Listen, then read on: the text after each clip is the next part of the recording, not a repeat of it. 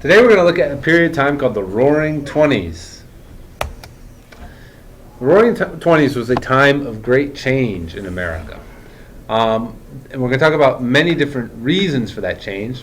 One is automobiles. Henry Ford used the assembly line to mass produce affordable cars. So what that means is he made a system where many people would work on one simple job that would make a complicated thing like an automobile. So using the assembly line process, people could make many cars, and if you made a lot of cars, then they become cheaper and more people could buy them. And once more Americans bought cars, a lot of things about American life changed.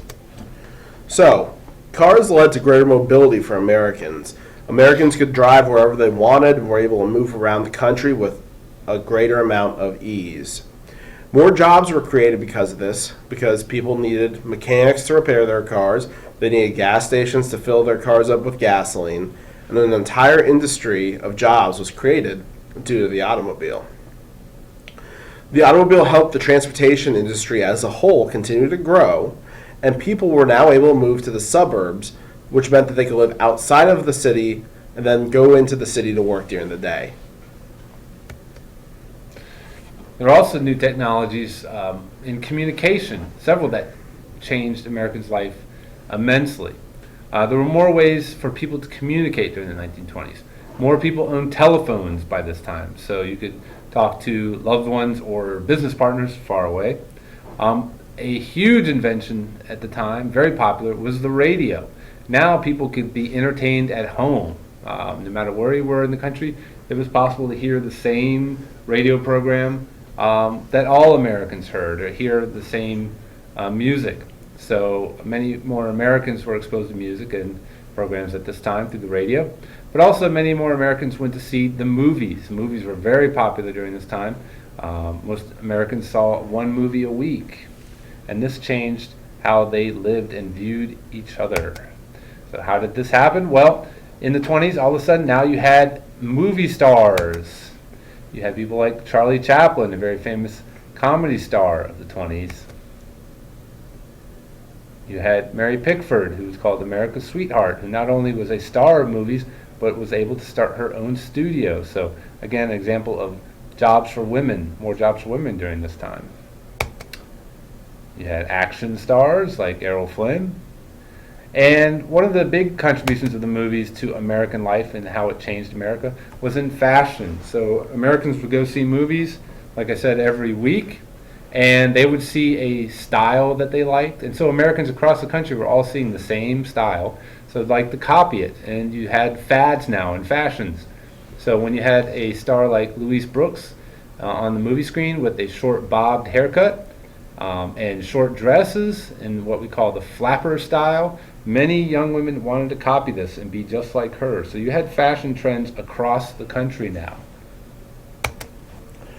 This was all made possible through the use of electricity. Electricity helped create labor-saving devices such as vacuum cleaners, washing machines, dishwashers, electric stoves that people could use in their homes so that they would have more leisure time. Lighting was used more in homes and businesses, which allowed for the powering of entertainment such as movies, the radio, and communication devices such as the telephone.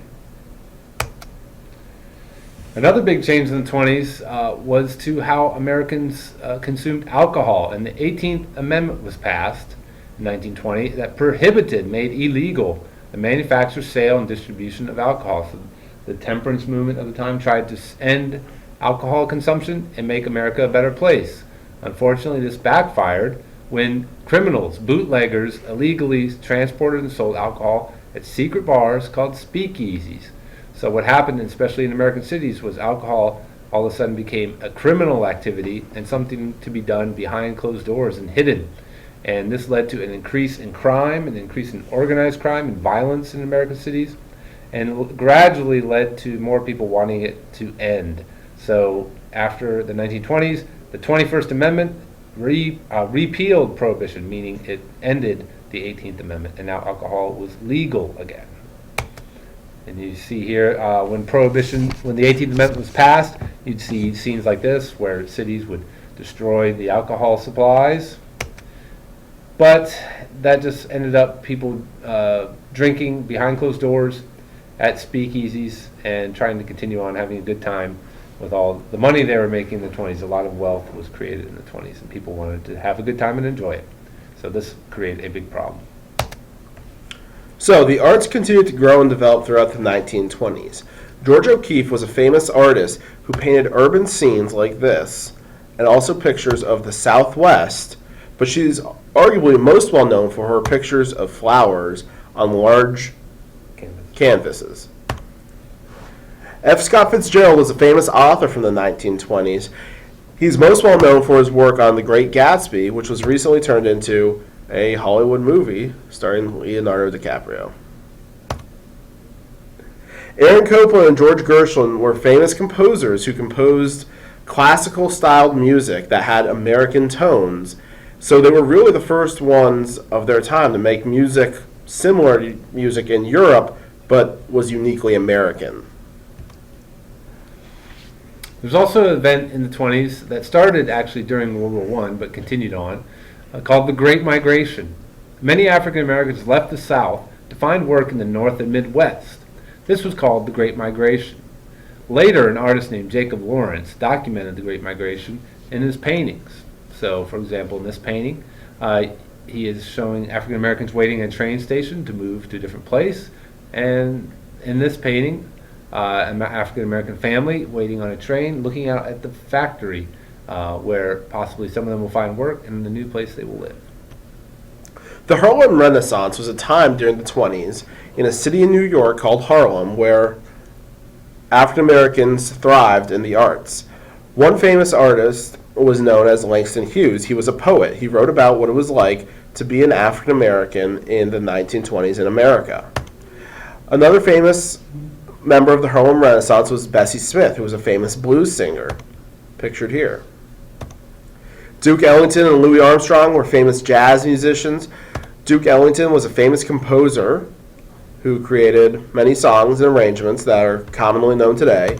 And Louis Armstrong was a famous trumpet player, also well known for his scat singing.